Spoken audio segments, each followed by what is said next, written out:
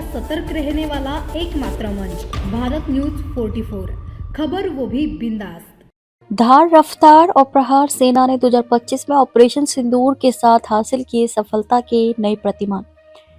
भारतीय सेना ने मंगलवार को 2025 में हासिल किए गए 10 प्रमुख मील के पत्थरों का विवरण प्रस्तुत किया। इनमें ऑपरेशन सिंदूर के बाद की समीक्षा, नई क्षमताएं, प्रौद्योगिकी का समावेश, सैन्य कूटनीति और स्वदेशीकरण शामिल है। एक विस्तृत बयान में सेना ने कहा कि ये वर्ष भविष्य के युद्ध के लिए तैयार रहने की दिशा में एक स्पष्ट बदलाव का प्रतीक है। इसमें सटीकता, प्रौद्योगिकी के उपयोग और संयुक्तता पर ध्यान केंद्रित किया गया है।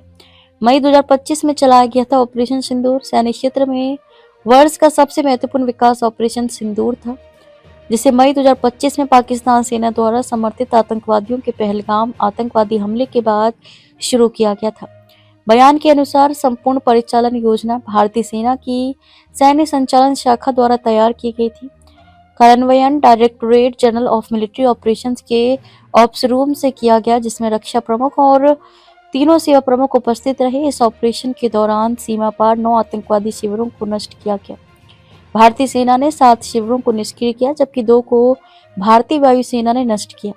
7 से 10 मई की रात पाकिस्तान ने ड्रोन का उपयोग करके सैन्य और नागरिक संपत्तियों को लक्षित करने का प्रयास किया। भारतीय सेना की एयर डिफेंस इकाइयों ने सभी खतरों को सफलतापूर्वक निष्क्रिय किया, जिससे नुकसान और जनहानि को रोका गया।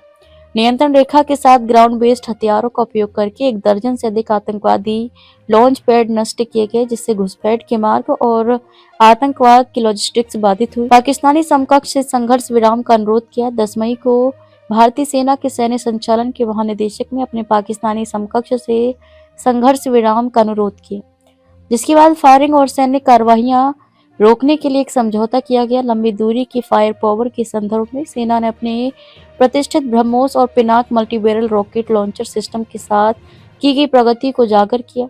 1 दिसंबर को दक्षिणी कमान की एक ब्रह्मोस इकाई ने अंडमान और निकोबार कमान के तत्वों के साथ एक युद्ध मिसाइल लॉन्च किया, जिसने उच्च गति की उड़ान स्थिरता और अंतिम सटीकता को मान्य किया।